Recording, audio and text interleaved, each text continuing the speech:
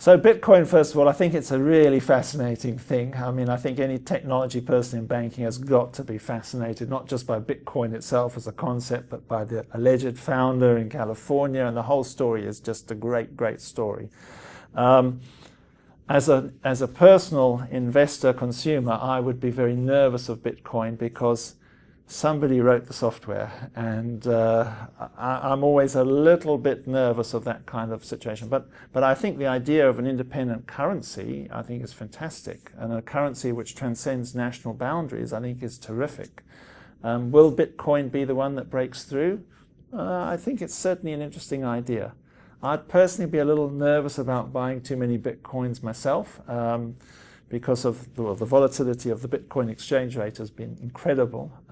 Plus, not totally sure I understand enough about where the software has come from. But I think something like it is going to happen over the next 5 to 10 years. In terms of your second question about, I think it was peer-to-peer funding or peer-to-peer lending. Yeah. I think it's a really interesting development. We saw it at some level almost back in the 80s and 90s, where you started to see transactions happen directly between corporates and trying to bypass banks. It never really took off. I think now with technology and the internet, of course, it's possible to do it at a much smaller level, much more granular level, and even between consumers, as we've been seeing. I think we will see a lot more of it. As technology providers, it's interesting, we are being asked increasingly in our mobile solutions to enable peer-to-peer payments. So it's a very common requirement, for example, now on a mobile banking solution for a bank to say, well, I need Harry to be able to transfer money directly to Fred via the mobile banking application. And for example, to use Harry's Facebook contacts as people he trusts and he wants to pay money to them, and then if they have banking details associated with those contacts, you can make the transfer straight away. So we're seeing a lot more demand for that all the time.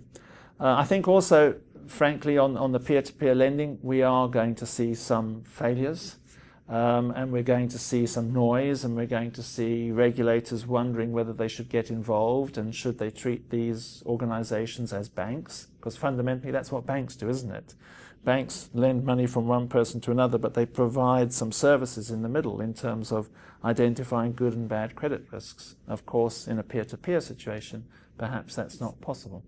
But I think the innovation is great. I think we'll see a lot more of it. And frankly, I think it's a really healthy development.